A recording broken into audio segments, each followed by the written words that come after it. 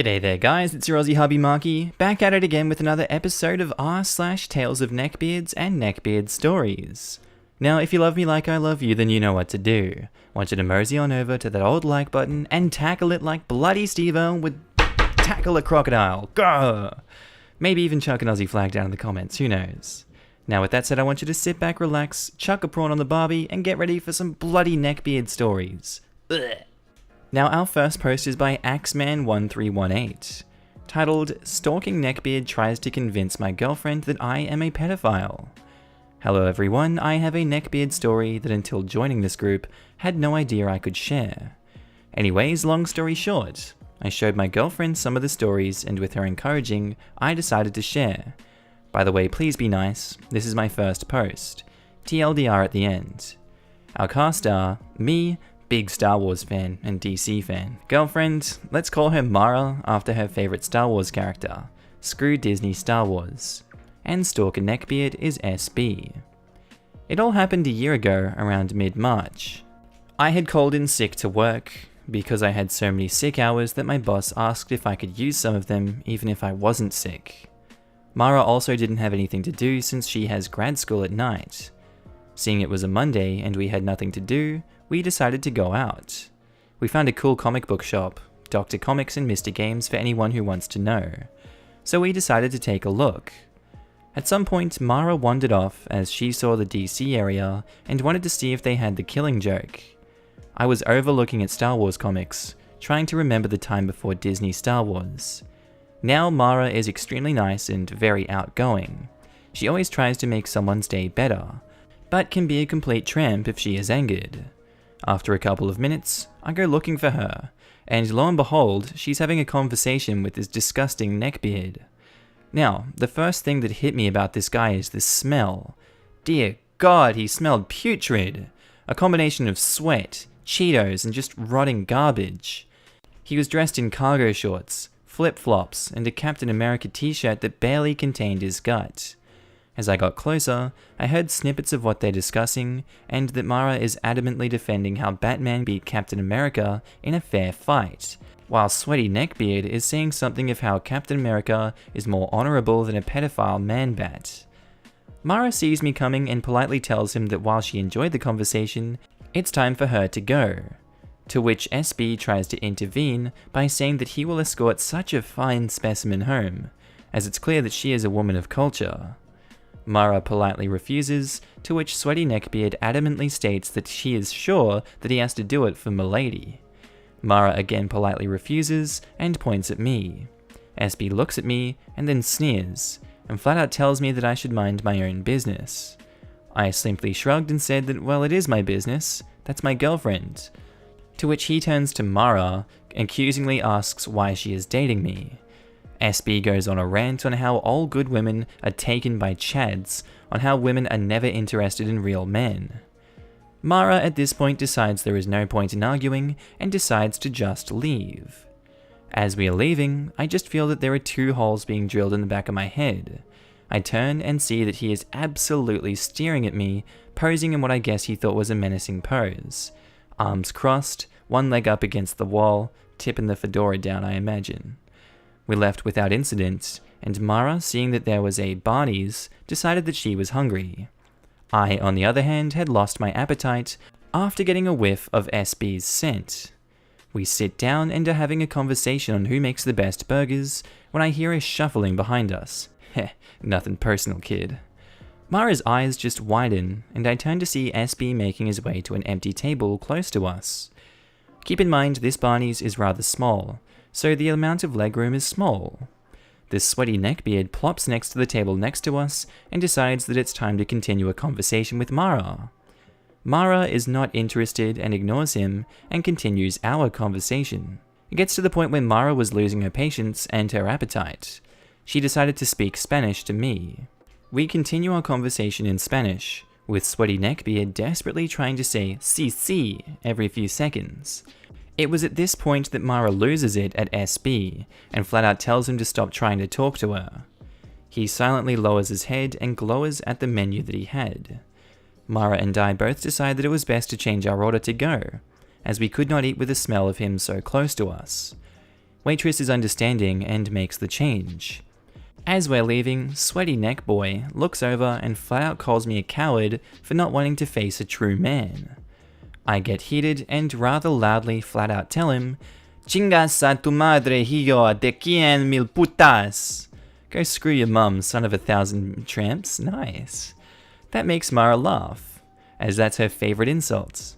We leave and I forget about this guy until a few days later. The following day, I take my brother to La Farina to buy his favorite chocolate cake. He's 12, it was his birthday in a few days and I didn't want to screw up what he wanted. I didn't even notice SB, but SB took pictures of my brother and I at the bakery, to which he sent them to Mara over Facebook. How he found her, I have no idea. He wrote a long and illicit paragraph of how she was the one and that I was a pedophile for being with a younger boy and buying him sweets so that I could take advantage of him. When I got home, Mara showed me and I decided enough was enough. I responded in a not so great manner, calling him out for being a complete weirdo, being unhygienic and just plain childish. Sweaty Neckbeard responding all tough, claiming I was just using Mara for sex and not paying attention to her feelings, that I was a no good Chad that thought with his dick, etc, etc. It just spiraled downward and I realized I was being childish as well. To end it, I decided to lay SB with the facts. Mara and I had dated for 10 years, we're both 25, and we both knew each other's families. Of course she was going to recognize who I was with, and plus what made him think that Mara would ever want someone after being 10 years with me. At the mention of how long we've been dating, Sweaty Neckbeard just said screw you and blocked Mara. We had a laugh about it, realizing that there are a bunch of crazy people out in the world. Thank you guys for reading, sorry if there were mistakes. If you're wondering why I haven't popped the question, I was going to do it on her graduation party, but because of the coronavirus, her graduation was postponed. Stay safe everyone. Also, this story can be used for YouTube videos about neckbeards. Yes! Winning! Thank you, I love you! And our next post is by user Sad and Hungry 18. My soon-to-be husband is a neckbeard. Okay, I know what you're thinking from the title. What did this poor girl get yourself into? Well, I'll tell you. I was listening to stories on YouTube and heard the description of a neckbeard. I then came to the realization that my soon-to-be husband is a neckbeard, but not the creepy type. He has almost every sense of the word neckbeard. Looks-wise, he has the full-on neckbeard. He is starting to come around to shaving more though.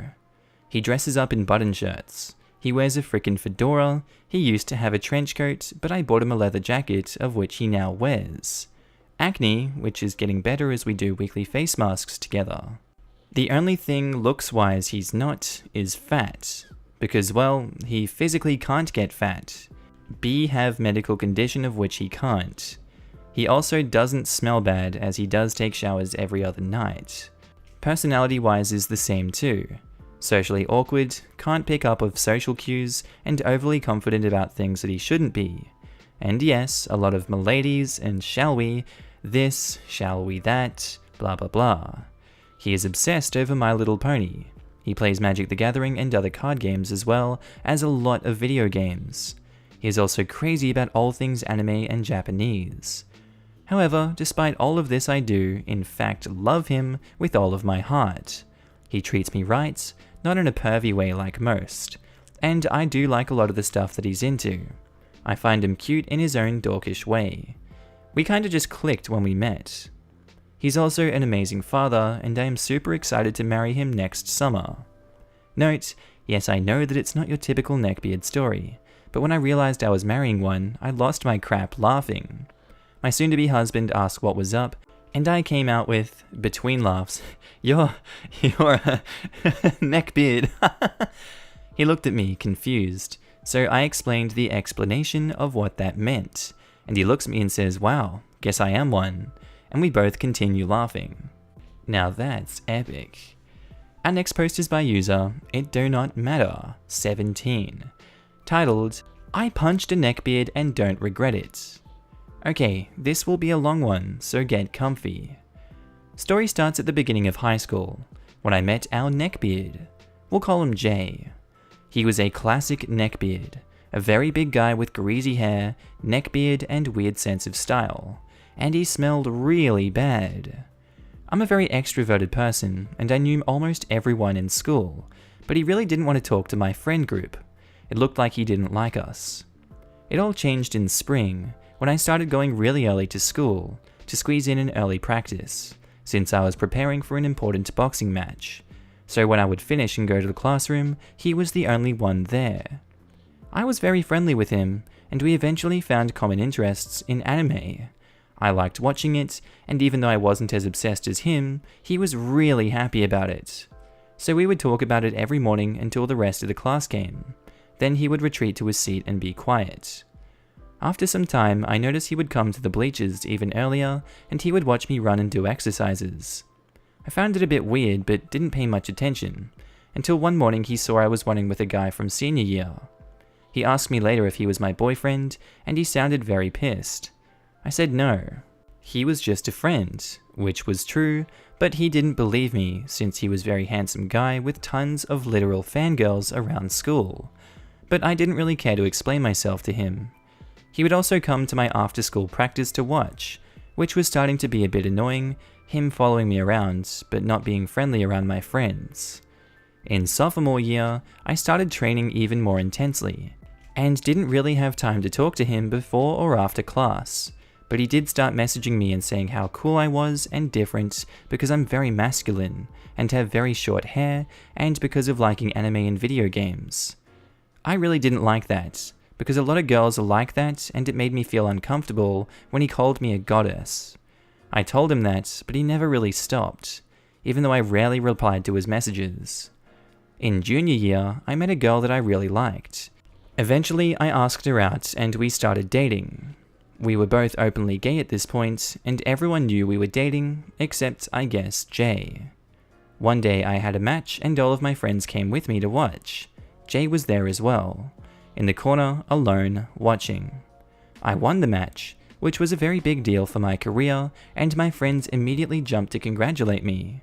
While Jay was on his way towards me, my girlfriend came to me and we kissed. He stopped wide-eyed and then left quickly. Later that night, he texted me and told me how she doesn't deserve me and all that. I can change you, kind of crap. I was very mad at this point and started ignoring him completely. One Saturday evening, our whole class and lots of other people went to a birthday party. We all got a bit drunk, and I am a very friendly drunk. So when Jay came up to me on the dance floor, I wasn't acting like I wanted to kill him, and he took that as a sign we were friends again, I guess. After some dancing, I went to the sofa to sit with my friends, with my girlfriend on my lap, and that was when he disappeared. We all thought he went home early since he didn't like parties, but God were we wrong. I had to use the restroom, which was outside, and my girlfriend was waiting for me in front. When I came out, I saw her about 20 meters away, with him all about her. She was trying to move away from him, but he wouldn't let her. I quickly started moving towards them, and that's when he grabbed her wrist and waist very tightly, and she screamed. That's when I lost it. I stomped to him and punched him right in his face. And trust me, I punch really hard. He fell to the ground with his hands on his nose, which was bleeding intensely. My girlfriend pulled me away, and we went home soon after that. His face was blue for days after that, and he never came near me or my girlfriend again. He's still very much a neckbeard, even worse since he got very perverted. But no one talks to him in high school since they all heard what happened that night. I'm really not an aggressive person, and I never punched someone before or after that outside of the ring. But God, I really don't regret it. Alright, and our next post is by Quicker Quokka, titled, Asian Neckbeard calls me fat, then proceeds to stalk me and threaten my friend. Our cast are me, a 19-year-old female and uni student in my first year of university, Neckbeard, 6'3", lanky, wispy beard from China, here as an exchange student, which is why some of his grammar isn't great. Male friend K, female friends I and R. So I met Neckbeard in a club. Legal age of drinking is 18 here. Australia probably. I was looking around the crowd and he is pretty tall, and I'm pretty tall for a girl, 5'9". So we both stand out. We make brief eye contact, and of course he takes this as a sign that I'm interested. So he makes his way across the dance floor, and I just dance with him because he told me he came alone, and I felt bad for him. We kissed a bit, but he was terrible, so I quickly stopped that. And just like that, I gained a second shadow. Wherever I went, he followed. I tried to lose him a couple of times. Once by going to the bathroom, he just waited outside for me to come out, and a second time by leaving the club to meet up with my friends who had already left at McDonald's. However, no matter how many hints I gave him, he followed me to the McDonald's. I was pretty drunk and he is a tall dude, but very lanky and nerdy looking, so he wasn't intimidating at all. The weirdest part of that night is when my Uber pulls up outside. He tries to get in the car with me, even when I said goodbye to him several times. I literally had to push him out and close the door. Unfortunately, Neckbeard found me on Facebook. He sent me a friend request and stupidly I accepted. I rationalized that I was pretty drunk, so maybe I got the signals mixed up and he was innocent enough. Nope. Over the next couple of weeks, Neckbeard repeatedly tried to get me to meet with him. Once when he was out of town, he saw that I was out with my friends on a pub crawl. When he texted me, I confirmed that I was drinking. So he sends me an address and tells me to go there and crash for the night. Like, what? As if I would go to this random address because he told me to. This was a sign of what's to come. Eventually I agreed to meet him for dinner just to give him one last chance. Stupid, I know. It was so awkward and I left as soon as I could. Now this is where it gets interesting.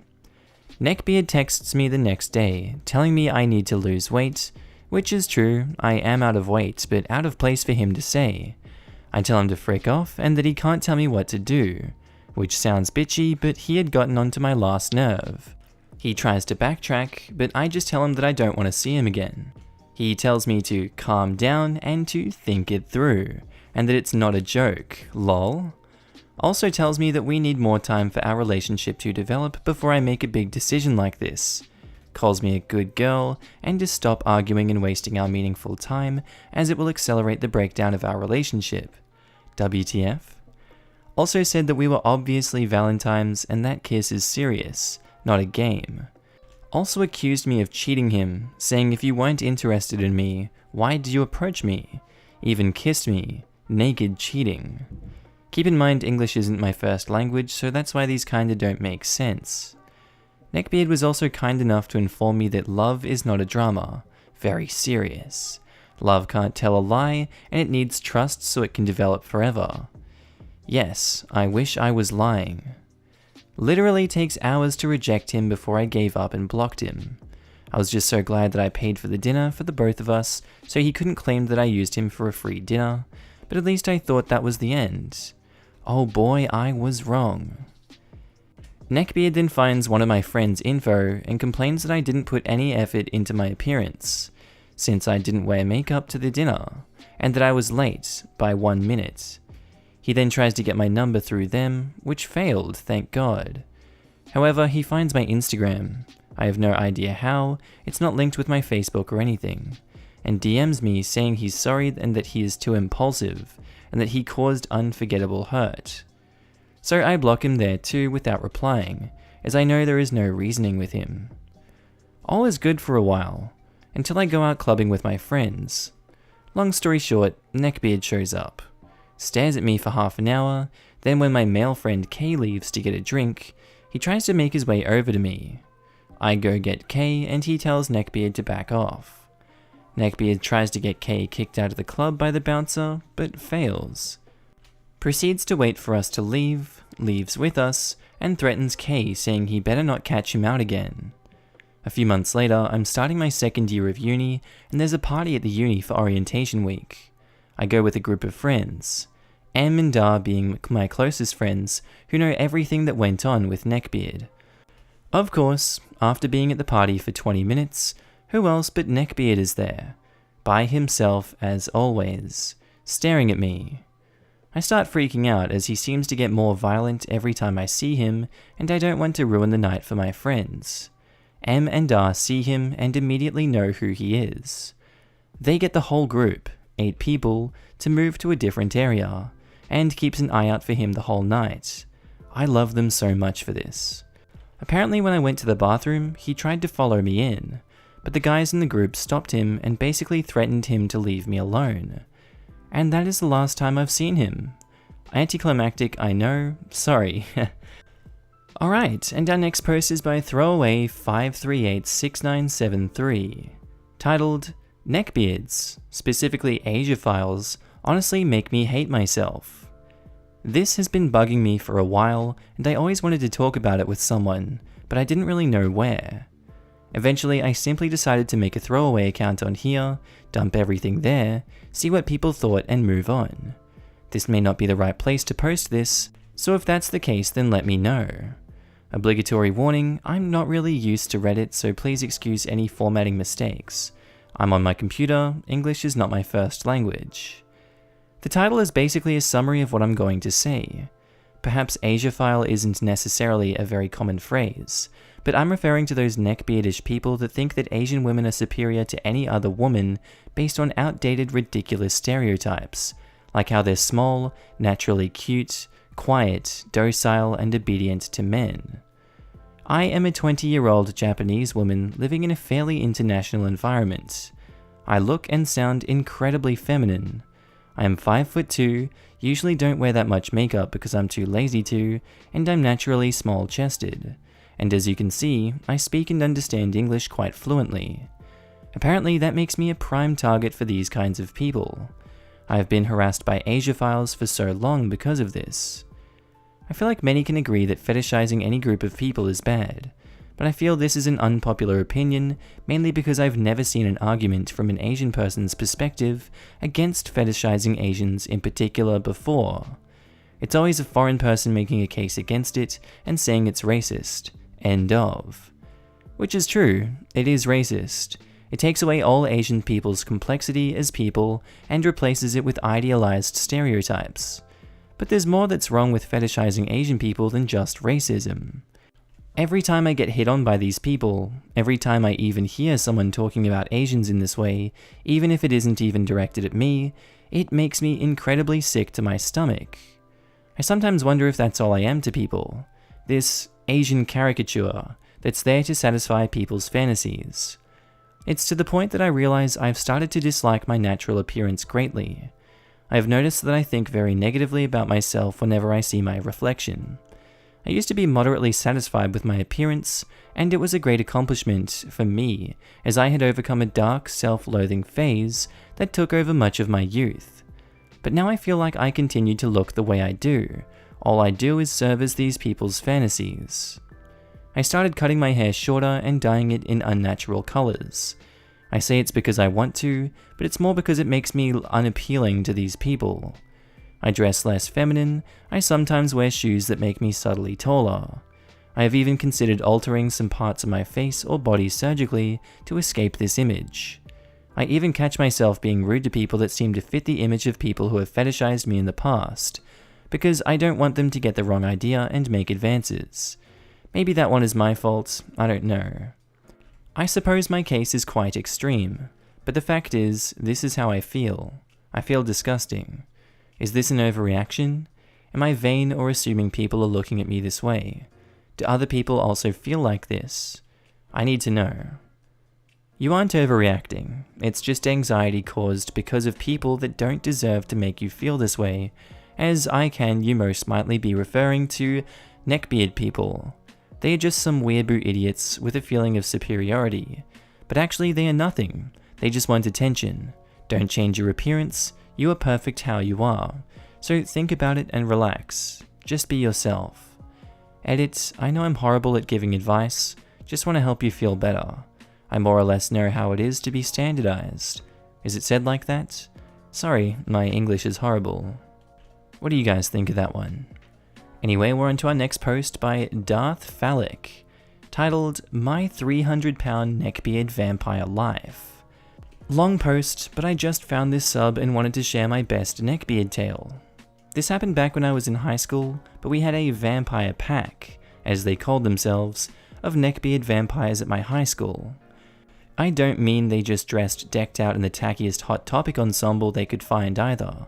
They full on tried to convince people they were real life vampires, up to and including fudging hissing at people they were mad at.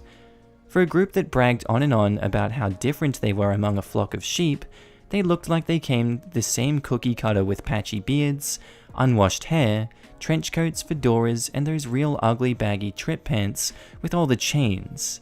Even the single female neckbeard vampire dressed like them. All of them claim to have abandoned their mortal names and insist they be called edgy names like Chaos, Destruction, and my favorite, Shadowvein. They'd legit even argue with teachers who would call them their real names like Steve. Whenever you called them out for being able to stand in sunlight or show up in pictures, they would say some dumb crap like, "Oh, you know, that's just anti-vampire propaganda pushed by the church and Hollywood." The worst was how disruptive they were in class. They would answer every question with some goofy-ass, dark answer that had nothing to do with the question and sounded like it came from Jared Leto's High Poetry Journal. At one point, the female neckbeard decided that she had a crush on me and wasn't going to take no for an answer. I'm talking going as far as just showing up at my house and sitting on my porch waiting for me to come outside and leaving creepy little deviant fantasy-filled love letters on my locker. You want to know how I finally got rid of her? I had to play their game and make up some elaborate lie about coming from a long line of vampire hunters. I was just being a smartass, figuring she'd realize I was just mocking her, but they were so deep into their delusion that she acted like it was real, even handing me a sad note the next day about how crushed she was that destiny had forced us apart. I'd be lying if I said I didn't have the tiniest bullying streak when I was a teen, but I couldn't help myself around these sort of people. I hung out with the actual punk and goth kids, so you can imagine how many of my female friends got harassed by Nos Crap and Crow. I once brought a spray bottle to school filled with holy water that I got from the local church, and went around lightly spritzing them since it was likely the only shower they had that week, only to be met with the previously mentioned hissing. My favourite interaction was the time I go to class early and left a crucifix and garlic on one of their desks.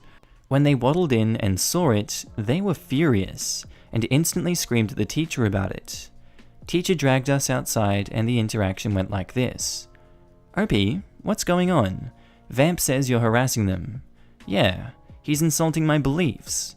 "Now OP, you know we don't tolerate that kind of thing here." "What, that he believes he's a vampire?" "Oh come on OP, he doesn't believe? No, I am a vampire." Teacher just stopped dead with an exhausted look on her face, looked at Fat Vamp for a minute, looked at me, and then back at Vamp again before going, "You know what? Just keep separated from each other." Eventually, that kid got expelled for writing a big revenge manifesto on MySpace, with a bunch of kids' names on it including yours truly. TLDR, went to school with morbidly obese vampires. Alright guys, I hope you enjoyed that one today of r/Neckbeard stories and tales of neckbeards. Hope you guys can tell me what you thought about them down in the comments below. What would you do if you saw a neckbeard like this come up to you, tip his fedora and say, "G'day milady"? Anyway guys, I hope you had a good day, night sleep, whatever you're up to, and I'll see you in the next episode. Bye!